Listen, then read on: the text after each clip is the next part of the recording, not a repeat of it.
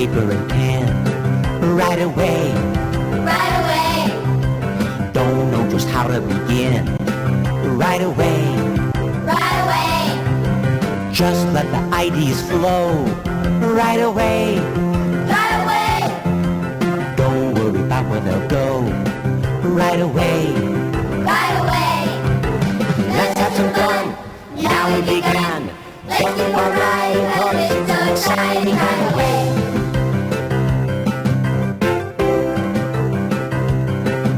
Right away. Let's have some fun.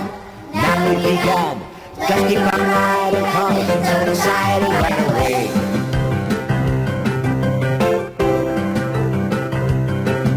Right away. Right away. Brian? Why are you dressed like that?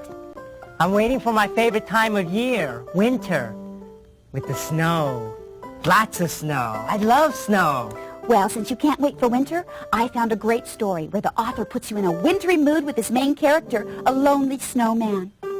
This next story comes to us from Doyle Bonaduce, a first grader from Town Point Elementary. Watch with us as we meet a very interesting character in Fluffy the Snowman. Once upon a time, there was a snowman who stood all alone in the snow. He was a lonely snowman. I'm so lonely. I wish I had somebody to play with. Look, children. Maybe they'll let me play with them. Can I play with you? Hey? Yeah, sure. Fluffy played with his new friends until nighttime, when they all went home to go to sleep. Bye, Fluffy. See you tomorrow. Bye. And left Fluffy all alone again. Bye, kids. It's great to have friends. The next morning, the sun was shining. Hi, Mr. Sun. I can't wait for my new friends to come out. Yeah, cool. Ugh, it's sure getting warm.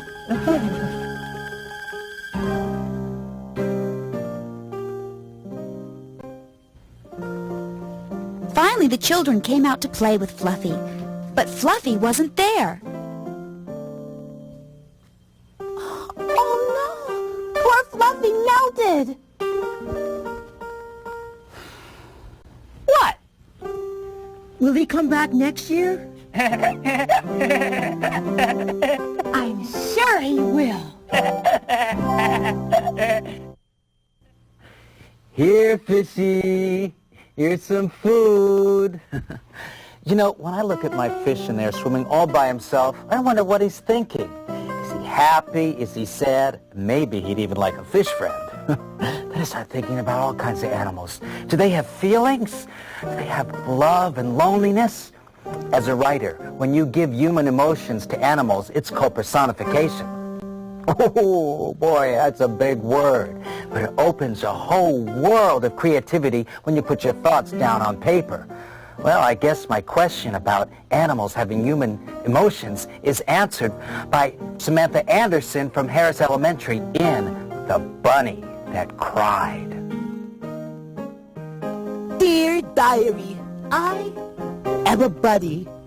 A bunny who cries out, I want a friend.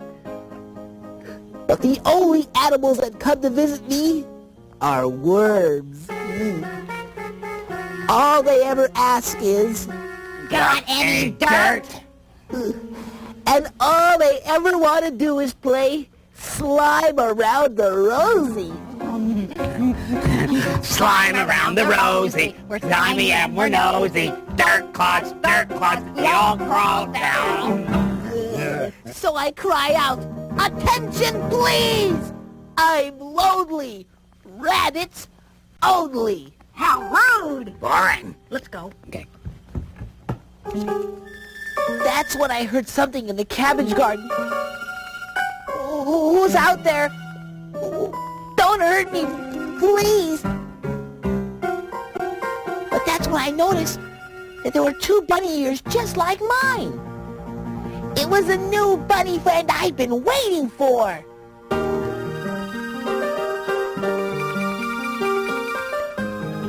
Then we both yelled, "Hey world, I've got a friend now!"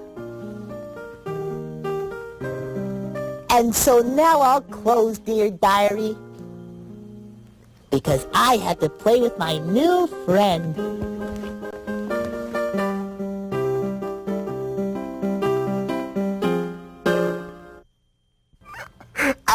The two little buddies, the story was so beautiful, like a hip-hop and their friends. Hey, let's go. We're ready for the next story. Oh, I'm sorry. Enough of that crying stuff. Our next story takes place where men are men, and cows are cows, and mountains are mountains. Joe, come on. Oh, I'm sorry. I'm just really excited about this next story. Watch what happens when two authors come together and make one great adventure story. It comes to us from kindergartner Charles Berryman and fourth grader Ainsley Stewart from Elps Road School. Now let's watch Wild Wyoming. Yee-haw! Hi, I'm William, and this is my friend Ainsley. We're going to Wyoming for our summer vacation to study the Wild West. Right, Ainsley? Right. And I sure hope it's wild. Yeah. Come on. Let's go. On our plane ride, we went through a thunderstorm, and it was pretty rough. Finally, we got to Wyoming, and my Uncle Bill was waiting for us to take us to his house. Well, kids, it's good to have you here. Tomorrow, we'll go exploring. Come on, let's go home. While we were unpacking, we found something. Hey, what's that under the bed? Look, it's a treasure map. I wonder if it's real. Let's ask Uncle Bill. Uncle Bill! Uncle Bill! Yep. Look, we found a map. This is a real treasure map. And do you know how I know? How? It says real treasure map right there.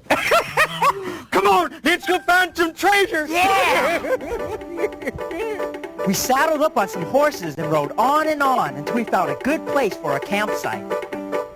Lucky for us, Uncle Bill brought a cellular phone to call the weatherman to see what the weather would be like. Well, kids, there's a sandstorm on the way. But don't worry, we're going to be safe. Now go to sleep.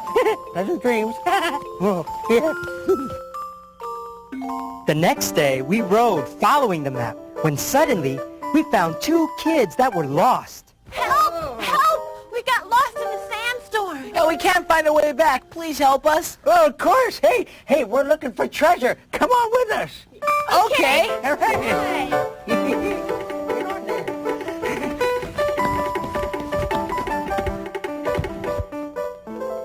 Let's look on the map, Uncle Bill, to find our treasure. Now look, it says, according to this map, that the gold should be right over there, in that gold mine. Right where that big, nasty bull is standing. Don't worry, kids. Oh, I'll distract them while you go in the mine. Toro! Toro!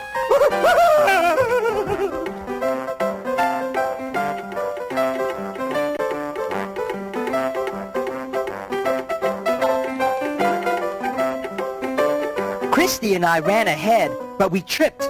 Luckily, we landed right on a pile of gold. We grabbed all we could and ran back to show Uncle Bill and the others. I said you stay away, you nasty bull! Uncle Bill, look! We found gold!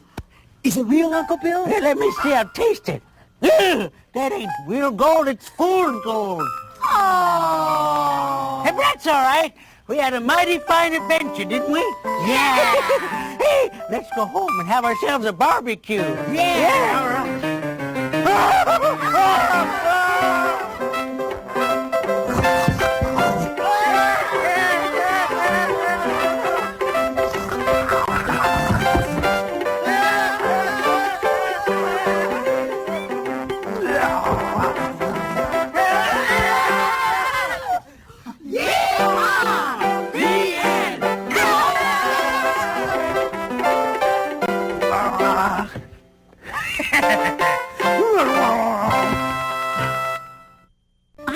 decide what to order. Everything looks so good.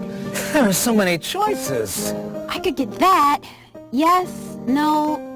Or maybe that. You know, the same thing happens to me when I'm writing a story. I have so many ideas, I can't decide which one's the best. This happens to everybody when they write, but you have to make a choice.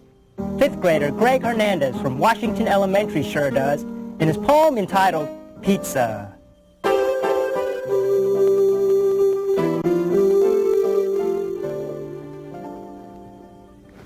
Welcome, totally excellent dudes, to Pizza City, yeah. Can I, take your orders? I would like a pizza, please, with lots and lots and lots of cheese. Give me all you got of ham and lots and lots and lots of spam.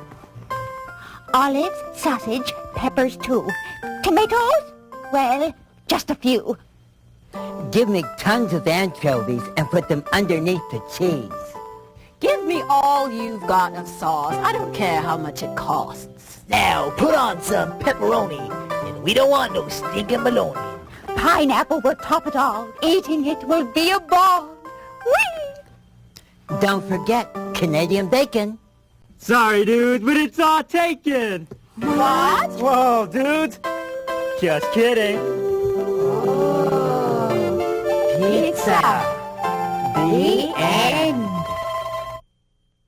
And now, welcome to another spine-tingling Tales from the Script. Hello, my little ghoul and ghoulettes. There's nothing I like more than a Halloween story full of fright. Ooh, and so does she. I found a terrifyingly scary story that takes place at a fun little Halloween party where the guests may not be as they seem. It comes from 3rd grader Julie Chen of Handy Elementary.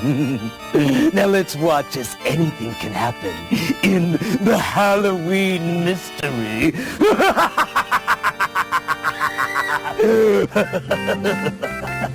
Vinny Valvano was at a costume party on Halloween night. Everyone was dancing and having a great time. Hey, Betsy. Huh? Who's that in that dinosaur costume? I don't know. Look how he's dancing. Soon the party was over, and everyone went home. Everyone, that is, except for Vinny and the bye, guys. dinosaur. Oh, I guess my dad forgot to pick me up. Better walk home now.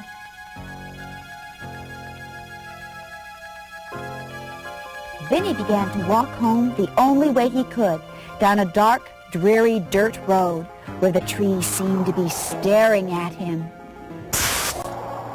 Hey, kid!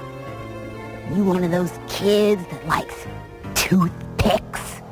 Kid, you don't like log cabins, do you? Bet he does. Yes. Bet he does. Vinny continued to walk down the road, but stopped suddenly. He heard footsteps behind him. He turned around to look and saw the dinosaur from the party. The dinosaur was coming closer and closer. Vinny started running until he heard the dinosaur call out, Vinny! Vinny!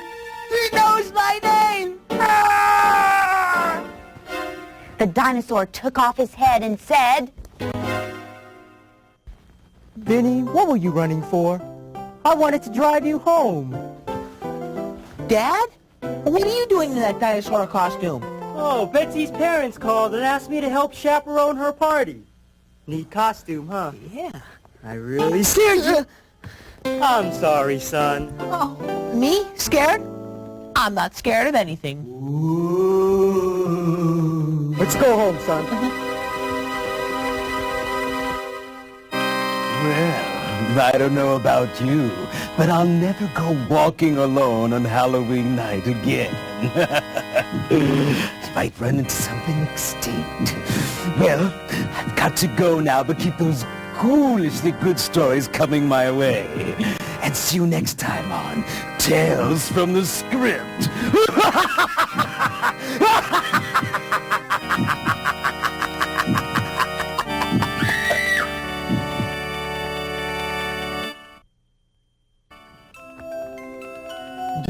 ever wonder if there's life on other planets? I do. And I wonder if we could be friends with other beings. After all, love and friendship is what makes the world, or worlds, go round. And writing your feelings down on paper is a great way of expressing them with other people. And that's exactly what this next author did. First grader Brandon Walker from Midland School explores his feelings in his wonderful story, The Boy and the Alien.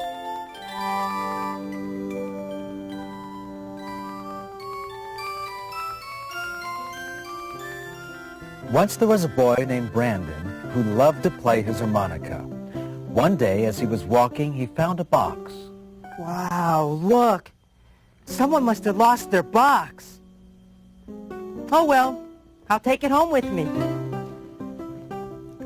What Brandon didn't know was that this was a magic box. If you drew on it, it would change into the picture you drew. I think I'll draw a spaceship on the side of this box, because I love space. We have main engine ignition.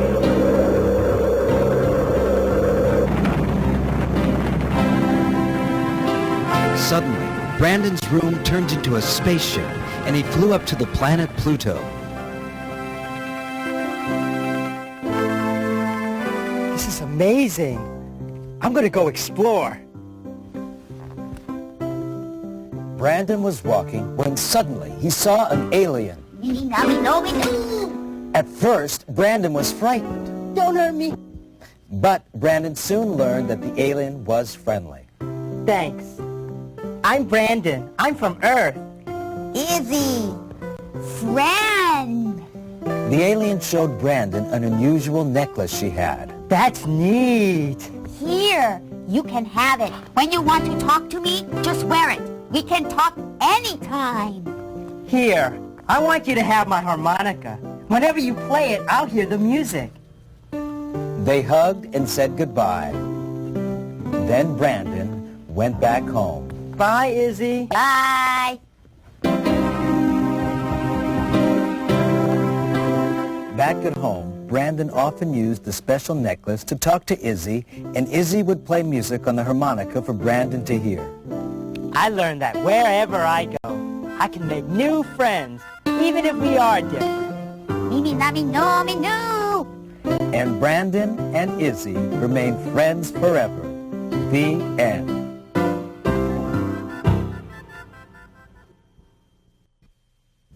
Oh, hi. I just finished the ending on this story I wrote. For the third time.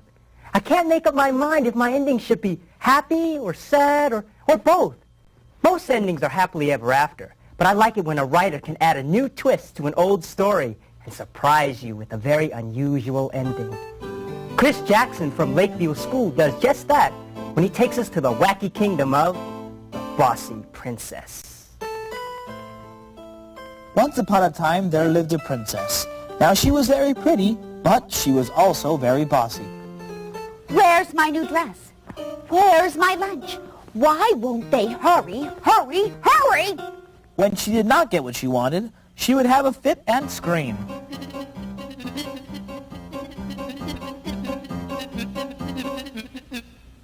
This made her father, the king, very unhappy. Why must my daughter be so bossy? I wish to be more appreciative of what she has. I know. Perhaps seeing the handsome prince will cheer her up. Good morning, sweet princess. How lovely you look today. Really? Get me my mirror. No, not that one. That one. Yeah, that one right there. Give it to me. Please, get out of my light. Meanwhile, in the enchanted part of the forest, the evil witch was planning to take over the kingdom. There. The ransom note is finished. In order to take over the kingdom, I will kidnap the princess. The king will be so upset. He will give me the kingdom in exchange for his daughter. Then I will be the most powerful witch in the kingdom. Now for a disguise. And so the witch disguised herself as a fortune teller and went to the castle.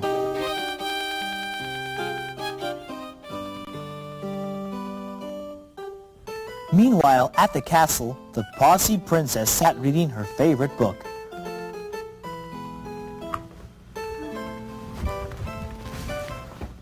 Hello, pretty princess. Have your fortune told? Oh, yes, sit down. Here you go. Start with my lifeline. No, start with my love line. You will take a short journey with a stranger. Be in danger, and I will take over the kingdom. The witch kidnapped the princess and left a ransom note. The prince heard the scream and came running, but the princess was gone. He saw a note and gave it to the king. Your Highness, the evil witch has kidnapped the princess. We must save her. We must? Oh, of course, we must. Yes, go save her, my son. All right, I'll go too. Back at the witch's castle, the princess was bossing the evil witch around. Hey, you. Yeah, you. I'm thirsty. I want some water. And none of this tap stuff. I want bottled water. And listen, you have to untie these ropes. I'm swelling up like a balloon. Oh, please stop it. Just can't take it anymore. Just go home. The witch finally let the princess go. Princess, there you are. I looked everywhere for you. Everybody's been so worried about you. They have? Yes, we have. Will you marry me? Yes, you will. Yes, but first, there are a few rules we'll have to talk about before we get married.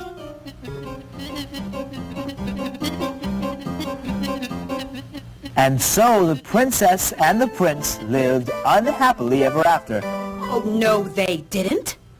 Ibby Bobby Aussie. This princess is no longer bossy.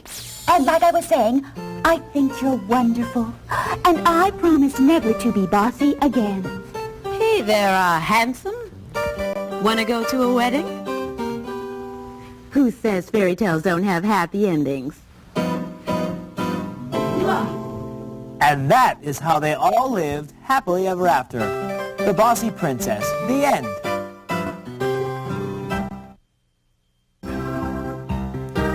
Now, I will save the world from the evil powers beyond. Its rays are great, but I can hold them back.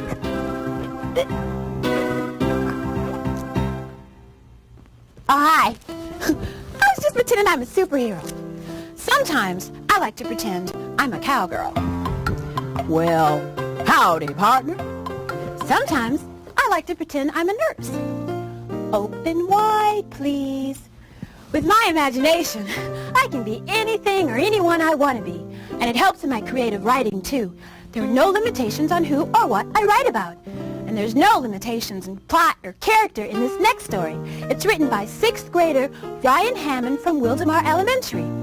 Watch as two unlikely superheroes save the day in Obtuse Man and Square Boy. Mardi Gras and etc. dreamed of being superheroes. Gosh, if only I could fly like Superman. Yeah, and if only I had the strength of the Incredible Hulk. This dream unfortunately became a reality when a terrible mistake occurred. Arch enemy of the world, really naughty man, had just completed his experiment and was ready to test it. My experiment is ready. I've created the ultimate weapon to take over the whole world. Thunderclouds filled with stupid rain. When it rains on everybody, they will become stupid. And I will be ruler over all that is stupid. Oh, bad boy, bad boy. Really naughty man released the clouds, but they only gathered over Marty and Ed's house. It rained and rained on Marty and Ed, and it made them stupid. But it also turned them into their traditional comic book heroes with X-ray vision. So that's where that sock went. Super strength, invulnerability to their enemy, the ability to fly,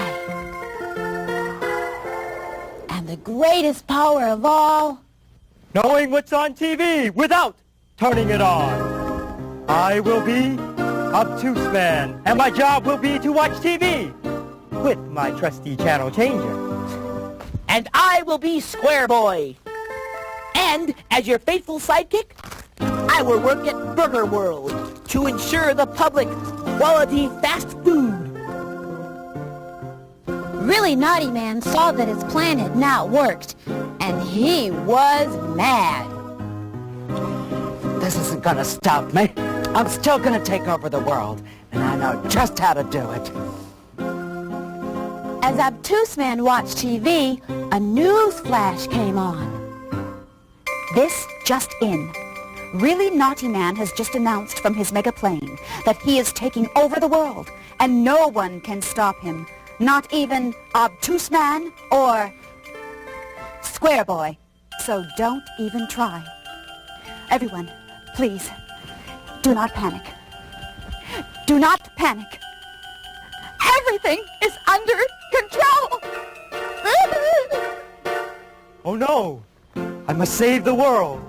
Thank goodness for my trusty VCR. Now I won't miss Gilligan's Island. And now to get Square Boy. Welcome to Burger World. May I help you? I'm sorry, you'll have to speak up. I can't understand a word that you are saying. And Square Boy! Come, Really Naughty Man is at it again. It's time to save the world. yes! Hello, world. This is Really Naughty Man in my mega plane. And I'm gonna drop more stupid rain if you don't give up. Your days of naughtiness are over! Whoa! Watch the propeller, Square Boy! Oh, you've been a very naughty man. Now give up. You're surrounded. Never. Never. Uh-oh. I've run out of gas. All right, I surrender. Oh, you're just too much for me. Later that day, Obtuse Man and Square Boy gave Really Naughty Man his punishment. You must write, I will not try to conquer the world 2,000 times. Done.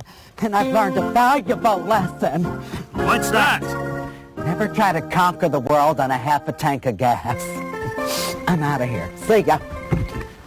And so, Marty and Ed truly were superheroes, and they had saved the day. For now.